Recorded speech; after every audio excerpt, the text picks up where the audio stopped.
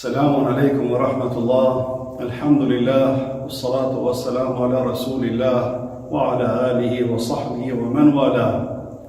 Besimtar të ndershëm, vëllezër dhe motra kuda që t'jeni, shok dhe hoxhallar, koleg, shërbyes të Koranit, shërbyes të dinit Islam, shërbyes të muslimanëve, ju përshëndes me zemër dhe mirë se vini në këto emisionet tona, refleksione koranore në muajin Ramazan të vitit 2020. I lutemi Allahu xhaleshanuhu këto 10 ditët e fundit të muajit Ramazanit, më na e pranua këtë agjerim tonin, më na i fal gabimet tona, prindërve tanë dhe profesorëve tanë, hoxhallarëve tanë dhe mbar besimtarëve që kanë vdek edhe ata para nesh edhe neve inshallah.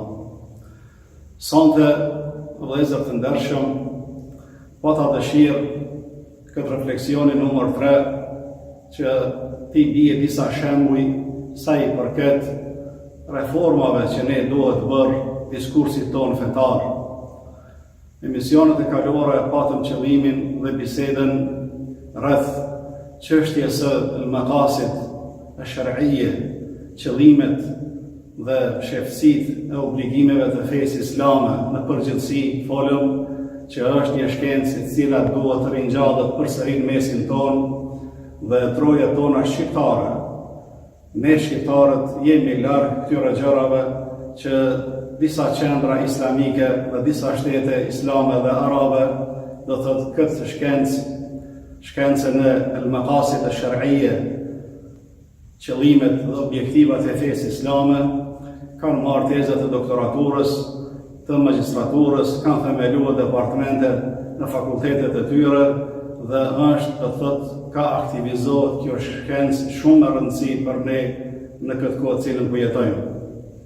Shqyr Zoti xhaleshanuhu edhe troja tona kanë filluar aty këtu do thotë disa kolegë tanë dhe vëllezër tanë do thotë të marrin do thotë temat e doktoraturës dhe të diplomojnë në këtë shkencë, siç e kemi edhe rastin Dr. Valon Myrta nga Gjakova, Allahu xhaleshanuhu e ruajt, me dizertacionin e tij të doktoraturës, kohët fundit që ka diplomuar dhe ka nderuar Kosovën dhe shqiptarët me këtë temë të re. Prandaj ne këtu po mundohemi vetëm që të jemi si iniciator dhe një rikujtim shokëve tanë në përgjithësi, duke treguar rëndësinë e kësaj shkence për studentët tanë, për xhamatin dhe për ne. Tani i kemi pranë nesh disa shembuj apo disa detale sa i përket kësaj shkencës al-maqasid ash-shar'iyye, po e kemi maqasid al-khitab ash-shar'i, qëllimet e teksteve kuranore apo profetike, të teksteve të konstruktuara direkt, po dhe e dyta maqasid al-hukm ash-shar'i, edhe qëllimet e vendimeve dhe legjislacioneve fetare të cilet burrojnë dhe dalin nga këto tekste.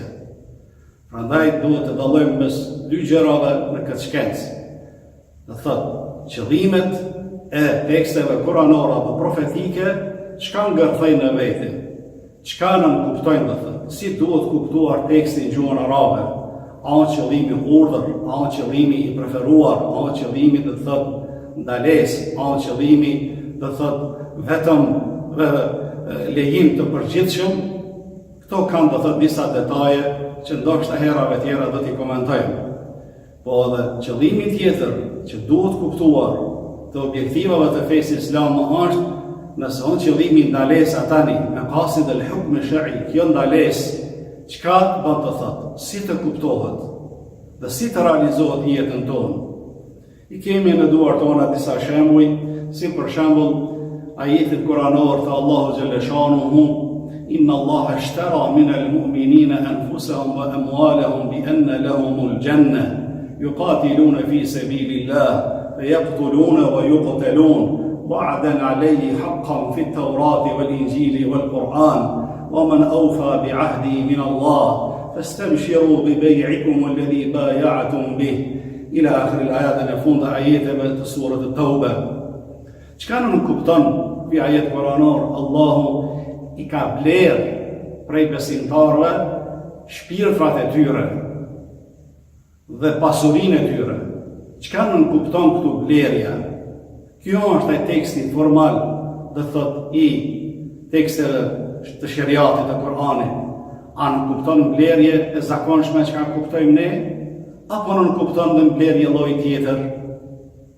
Kjo është ka rëndësi tani të kuptojmë, dhe thot çfarë qëllimi ka ky tekst kuranor në këtë koncept apo në këtë kontekst.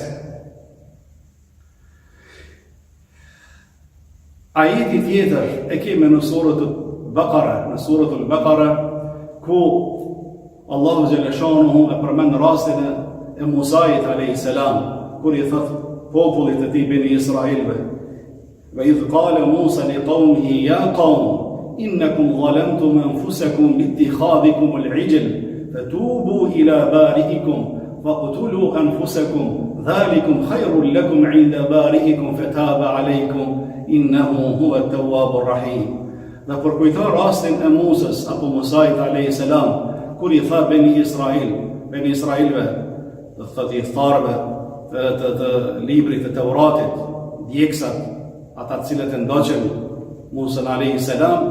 "O populli im, ju i bënd zullum vetes kur do thot dul mirë nga feja, u largohet nga feja duke i besuar, do thot i tempulli apo duke i besuar në çështja në që ata cilët me duart të tyre e krijuan e krijese, ata e krijuan viçin prej arit, dhe u mashtruan, dhe sa kënë do thot në rrugën e drejtë, ata u kthyen përsëri do thot në rrugën do thot e shirkut, jo të besimit, dhe dulën nga feja.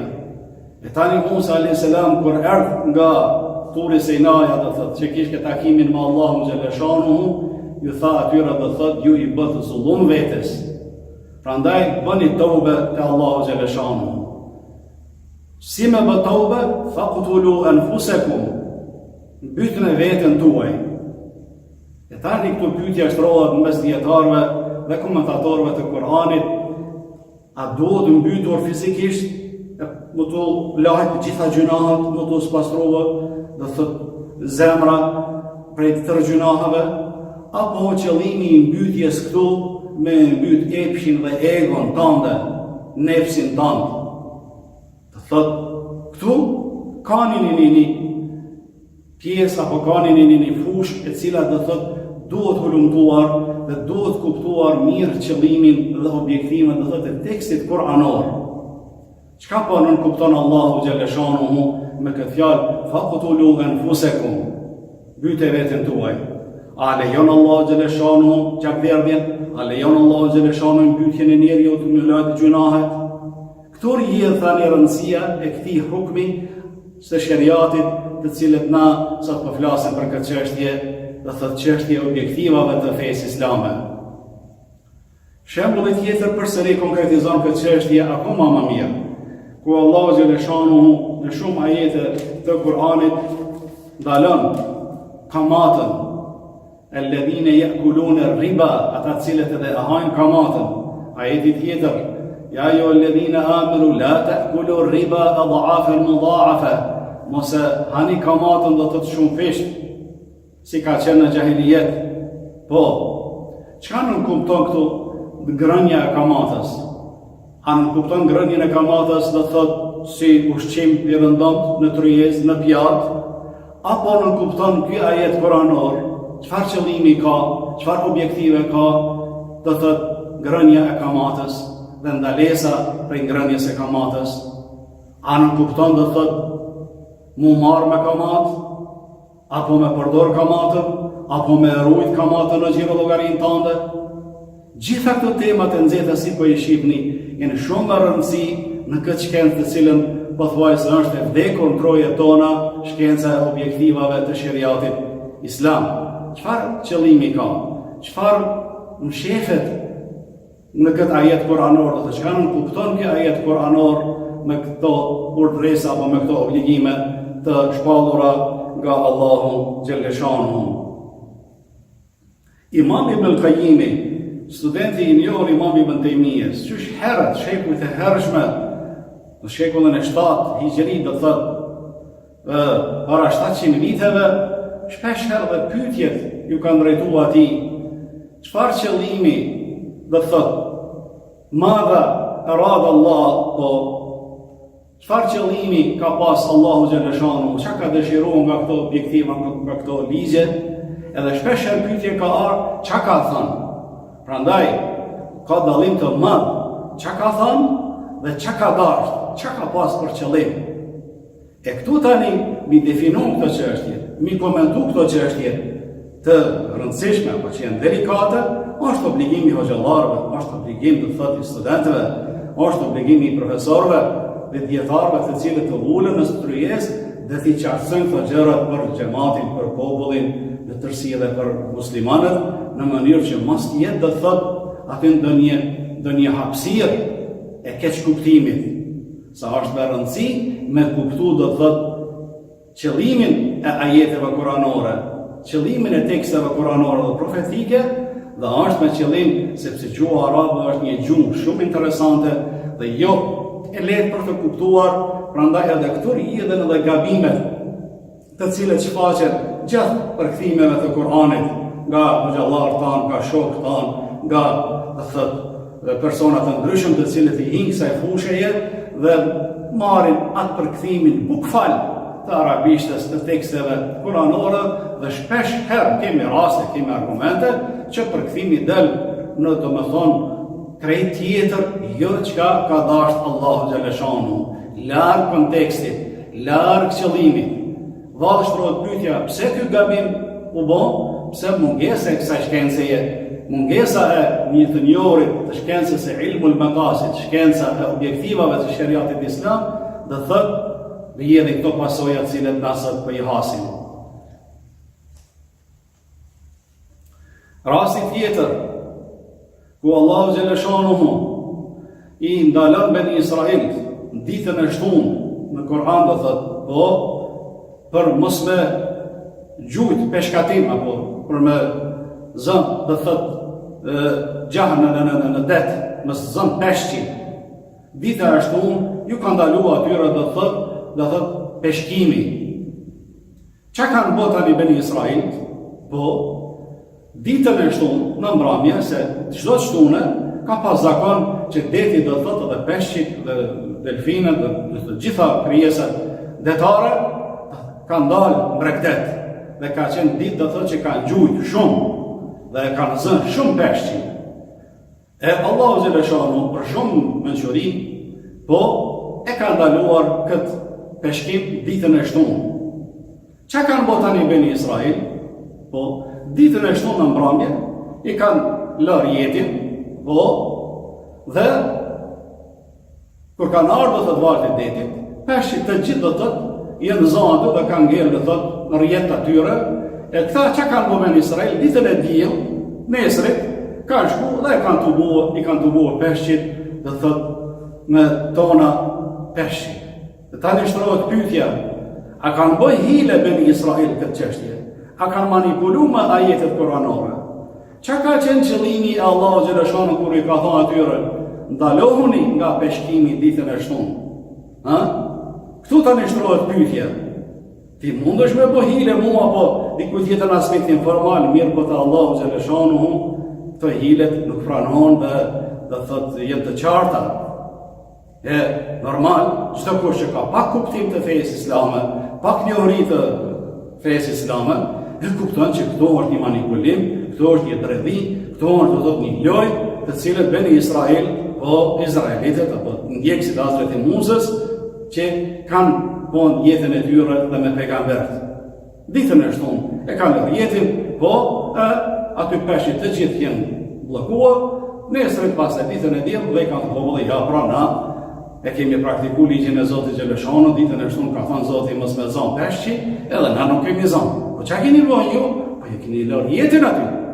E tani me këtë gjest, kur e kuptojmë esencën e shariatit, esencën e obligimeve të Kuranit, të ajeteve kuranore, qëllimet kur i studiojmë këtë shkencë, këto kuptojmë se kjo vjen ndesh me qëllimet e teksteve kuranore. Përse që me këto shembuj që i përmenda, tani është e qartë se çka po në kuptojmë do thot me këtë çështje të objektivave të shariatit.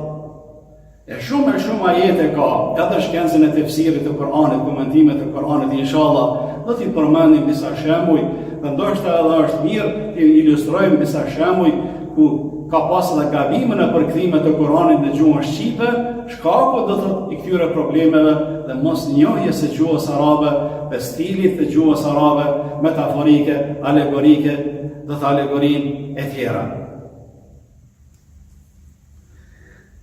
Në përgjithësi tani po kalojmë në çështje tjetër, do thotë ne kemi për qëllimin për me kristalizuar, do thotë me këto shembuj që e pronëm më herët, qëllimi ka qenë që ta kristalizojmë këtë çështje të objektivave të Kur'anit dhe tani po kalojmë si thash në pjesën tjetër, duke i përmendur do thotë që objektivat e shariatit dhe në sa pjesë dahet kjo çështje, shifemi në pjesën tjetër të refleksioneve kuranore. Wassalamu alaikum wa rahmatullahi ta'ala wa barakatuh.